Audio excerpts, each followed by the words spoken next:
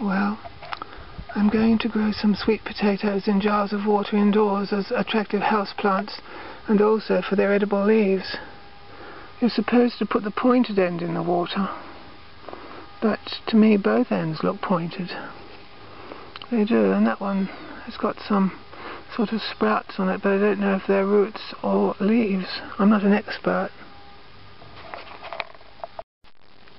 Well, we'll just have to play it by ear, won't we? We'll just have to play it by ear.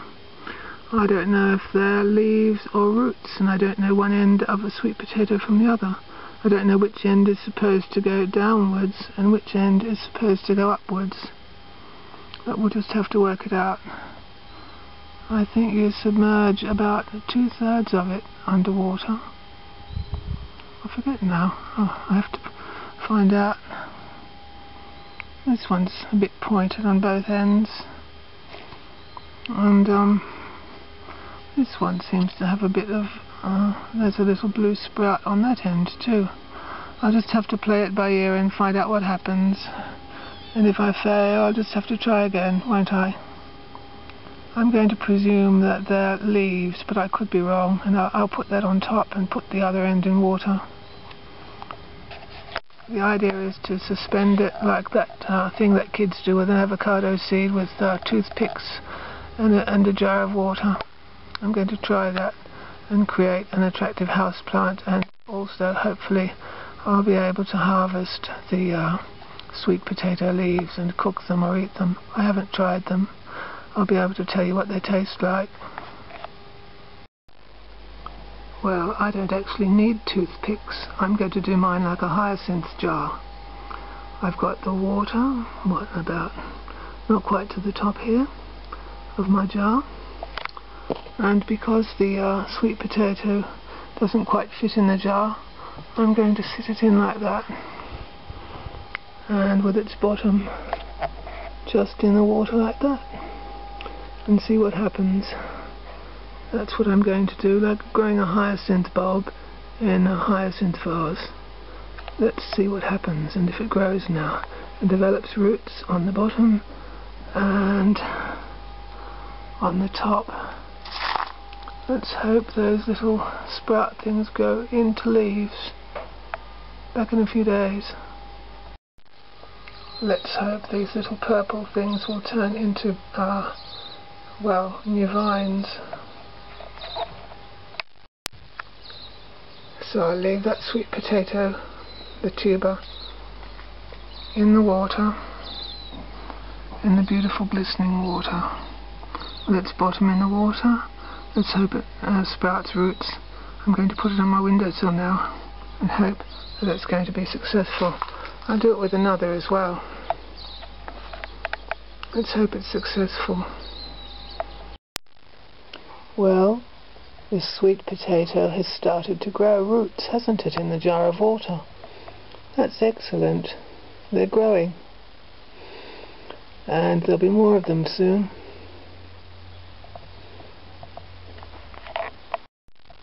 It's not growing so fast up on top though.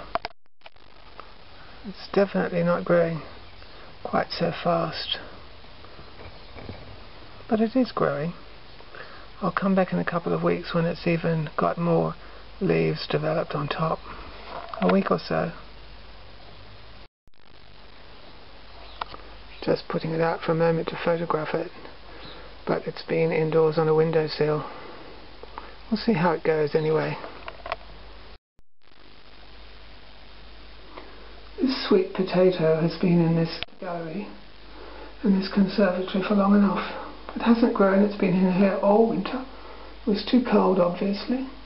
It's grown roots, of course. But it hasn't grown any leaves. I wanted it to grow some leaves. It's been in here for months and months, this sweet potato. Look at those leaves. It's hardly got any leaves on it at all. Today I'm going to take it out of here, and I'm going to put it in a bath of water, aerated water, and see if that improves things. Indeed, I know it will improve things.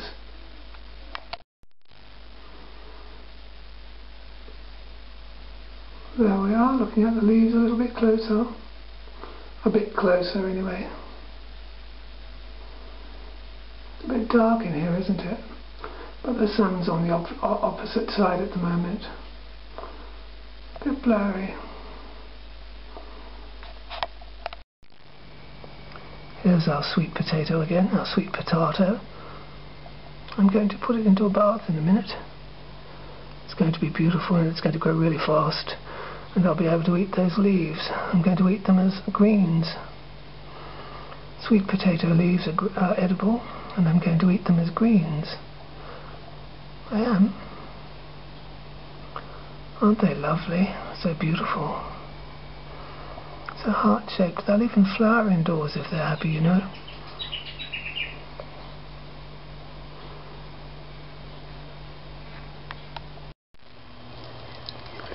This jar, this old coffee jar, has got a hole in the bottom of it. It will be ideal for me to keep my sweet potato in a big basin of water. I shall put some gravel under this large jar, and I shall situate my sweet potato inside this jar, this elevated on gravel jar, and that will allow the water to circulate through the jar. There's a bit of a hole, big enough to allow some circulation there. That's what I'm going to do now. See the hole? Okay, here's our old basin. We're going to put a bit of rubble just there. Just enough rubble to elevate that jar that we just had. Here's the jar with the hole in it. So the water will be able to circulate through the hole from the bottom of the jar through the top of the jar. And oops, here's my sweet potato. Whoops, it's in another jar, a good jar. I'll just transfer the sweet potato into the jar with the hole in it. Back in a sec. It will work now. I loosened it up. It was a bit too tight. So here we are. Here go the roots. There are the roots. They're going to grow in that jar. That jar. They are. They're going to grow in there. And they're going to grow beautifully. There they are. I'm going to fill the whole thing up with water now. Some fresh water. I'm not only going to grow beautiful sweet potato leaves in here, I'm also going to grow some Ipomoea aquatica, also known as water spinach. That's what I'm going to do, and I'm going to use an air pump as well. I might also get some watercress from the supermarket and grow some watercress in this basin just for fun. For the moment, this my sweet potato is now elevated. I have to fill it up with water now.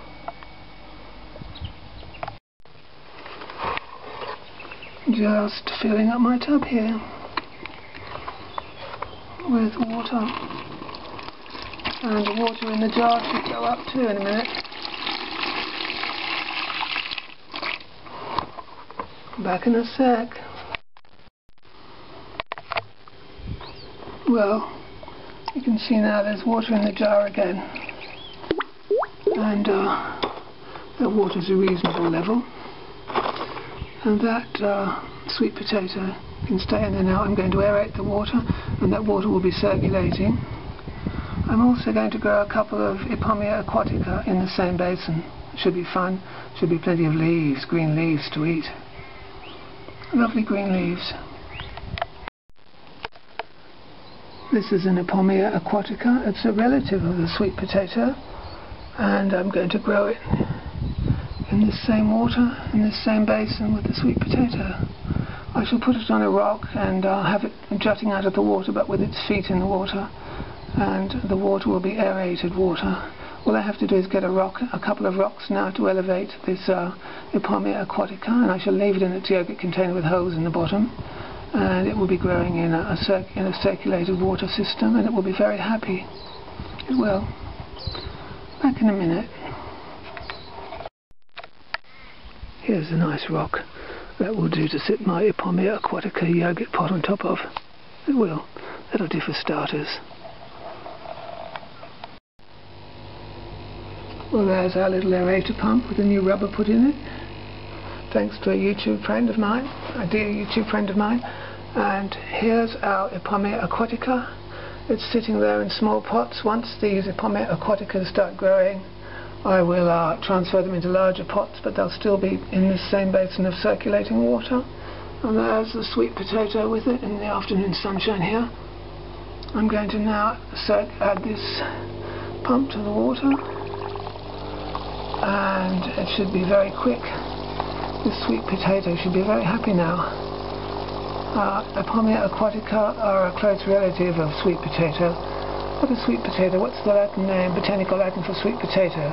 It's Ipomoea something too, isn't it? Related to morning glories, of course.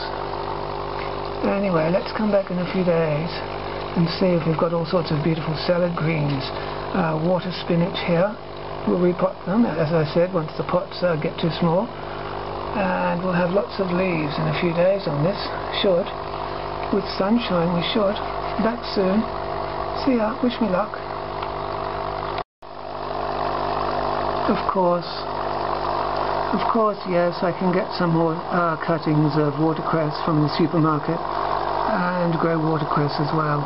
That should be fun. I can have all three plants growing in this basin all summer. Well, at least through late spring. Summer gets a bit hot here actually, but they're going to respond to this aerated water and this lovely sunshine. They're going to be very happy here.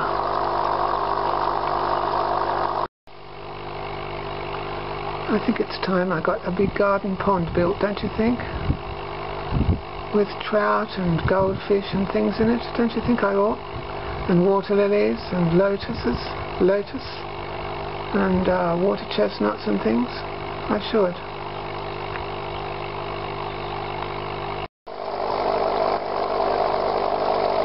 Listen to the aum. A-U-M, aum.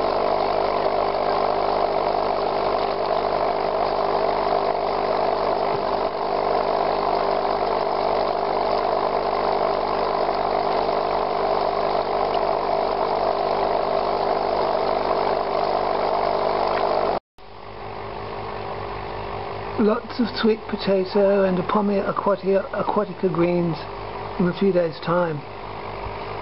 Those sweet potato greens can grow very, very fast.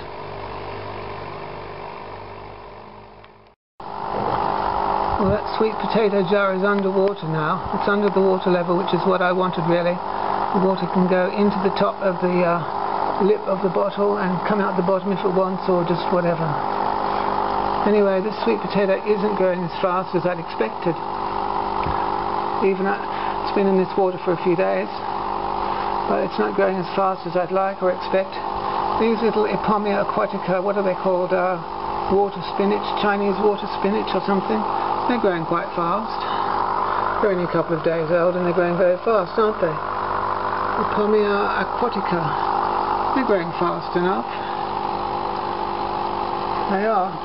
But this is a bit slow, so I think I'll add some of my famous seaweed fertiliser here. I'm going to add that to the water to see if it can make that sweet potato put on a spurt, as some people say, a spurt of growth. I'm going to try it. So here we are now. I'm just pouring in a bit of my homemade nori paper seaweed fertiliser, just a bit.